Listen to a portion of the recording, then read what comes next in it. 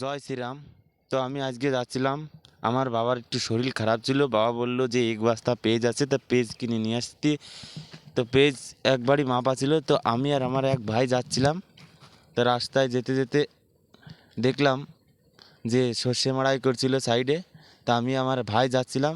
বাড়িতে আমাদের 500 মিটার দূরে হবে যাদের বাড়ি থেকে পেঁয়াজ কিনে আনেছিলাম। তো বাবা কিনে রেখে গিয়েছিল, তা আমি আর আমার এক ভাই যাচ্ছিলাম পেঁয়াজ আনতে।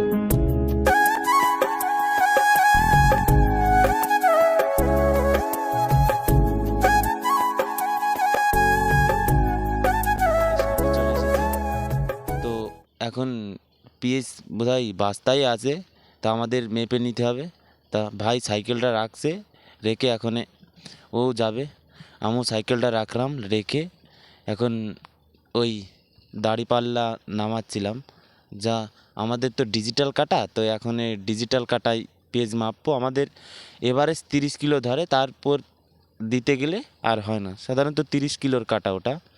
তো এখন আমরা আমি নামাচ্ছি, নামিয়ে দেখি কতটা পেঁয়াজ হয়। তো নামানোর পরে বাড়িওয়ালাদের ডাক দিলাম, বাড়িওয়ালারা ঘরের ভিতর ছিল। তো এখন দেখা যাক কতটা পেঁয়াজ আছে। তো মাপার পর তোমাদেরকে বলছি কতটা পেঁয়াজ আছে। তো ঠাম্মা ঢেলে দিল, আমি বস্তাটা ধরে এখন দাঁড়িপাল্লায় দেবো। তো পাশে একটা পেঁয়াজ পড়ে গেল। তা আমি যখন ভিডিও বানাচ্ছিলাম তা বলছে কি করবি ভিডিও বানিয়ে। তো দেখি ছোট একটা ইউটিউব চ্যানেল ও একটা ফেসবুক পেজ আছে, পেজটা দাঁড় করানো যায় নাকি। তো এখানে আমি প্রথমে 20 কিলো দিলাম পেঁয়াজ। বস্তাটায় অনেক পেঁয়াজ ছিল, তো 30 কিলো তোমাদেরকে বলেইছি 30 কিলোর উপরে যাবে না। তো তখন 30 কিলোর পেঁয়াজ তো কিছুটা কম পড়েছিল 20 কিলো থেকে। তো ও বস্তা থেকে নিয়ে আমি এটাই দিয়ে দিলাম। দেওয়ার পরে দেখি এটাই 20 কিলো হয়ে গেছে। তা আমি বললাম এটা আর দেবো না, ঠাম্মাকে বললাম এটাই আর দেবো না, ওটাই দিই। তো পরের বস্তা আমি উঠিয়েছি, উঠিয়ে দেখি 26 কিলো 500 পেঁয়াজ আছে। তা আমি ঠাকুমাকে বললাম যে 26 কিলো 500 পেঁয়াজ আছে, তা আমি এক কাজ করি, 1 কিলো মতো রেখে যায়, তাহলে 25 কিলো হবে। তাহলে 25 কিলো আর 20 কিলো 45 কিলো হলে তা তোমাদেরও সুবিধা হবে আমাদেরও সুবিধা হবে।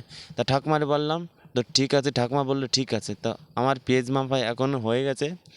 তা আমার সাইকেলে তো পিছনে একটাই ক্যারিয়ার, তো 2 বস্তা যদি হয় তাহলে আমি নিয়ে যেতে পারবো না, 1 বস্তায় ভরে নিয়ে যাবো। আর ঠাকুমা বলছে যে তাহলে আমি পেজ কেটে রাখবো কিসি, পরের দিন তো আবার নিতে আসবি, তো তখন তুই ওই বস্তাটা রেখে যা, তা আমি দিয়ে দেবো। তো আমি দাঁড়িপাল্লা উঠিয়ে ব্যাগে ভরলাম। ভরার পরে এখন বস্তাটা মুড়িয়ে ওই অন্য বস্তার ভিতর ঢুকিয়ে দিলে তাহলে একসঙ্গে আমার 2 বস্তা পিছনে হয়ে যাবে। তো আমি আর আমার ভাই ভাইও সাইকেলে চালায় আসতে পারবে, আমিও সাইকেলের, ভাই সাইকেল আবার পিছনে কেরিয়ার নেই, তাহলে হয়তো ভাইয়ের পিছনে রেখে দিতাম। তো আমার এক বড় মা এসে ধরলো। তো বস্তাটা খুব কষা ছিল, তো এই জন্যে ঢুকছিল না। তাই আমি বড় মাকে বললাম যে ধরো বড় মা, আমি একটু ঢুকিয়ে নিই। তো তারপরে বড় মা সাহায্য করলো, আমাকে সাহায্য করে আমরা বস্তাটা ভরলাম। তো অনেক 45 কিলো 50 কিলো ধরে বস্তাটায়।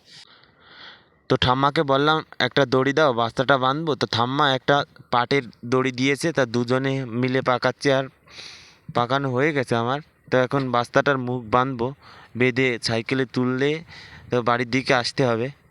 তো ভাই বলল যে তুই একা পারবি উঠাতে। তা আমি বললাম হ্যাঁ আমি একা পেরে যাব, তুই থাক, ঠিক আমি একাই পেরে যাব। তো দেখি সাইকেলের মাথাটা উঁচু হয়ে যাচ্ছে। তো সাইকেলটা নিয়ে রেখেছি, রেখে উঠোতে গেলে দেখা যাচ্ছে, তোমরা দেখতেই পারছো, আমি খুলছি, খুলে দড়িটা খুললাম, খুলে একা একাই উঠোতে পারবো বোধহয়। ঠাম্মা জিজ্ঞেস করছে তাহলে আবার কবে আসবি। তা আমি বললাম যে তোমরা কেটে গুছিয়ে রেখো, তো তখনই আমি নিতে আসবো। তা একা একা একটু কষ্ট হয়ে যাচ্ছিলো তুলতে, তো একাই পেরে গেছি। যখন পেরে গেছি তাতে আর কোনো বিষয় না। তো এখন একাই বেঁধে নিচ্ছি।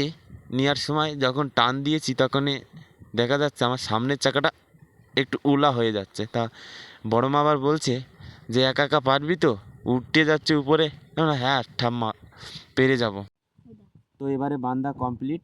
তো এখন বাড়ির দিকে রওনা দিতে হবে। তো ভাই বললো কি চল এবার বাড়ি চল তাহলে। আমি বললাম ঠিক আছে চল বাড়ি। বাড়ি থেকে বেরোচ্ছি, বেরিয়ে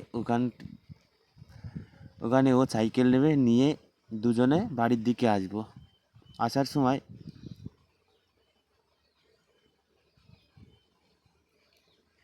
বাড়ি থেকে বেরিয়ে সাইকেলে ওঠার সময় দেখলাম এক ফৌজি স্যার কথা বলতে বলতে আসছে এদিকে।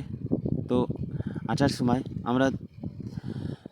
ও আমার পিছন থেকে ভিডিও বানাচ্ছিল, তার পাশ দিয়ে অনেকগুলো মেয়ে যাচ্ছিল, তো মেয়েরা আমাদের দিকে হাসছিল।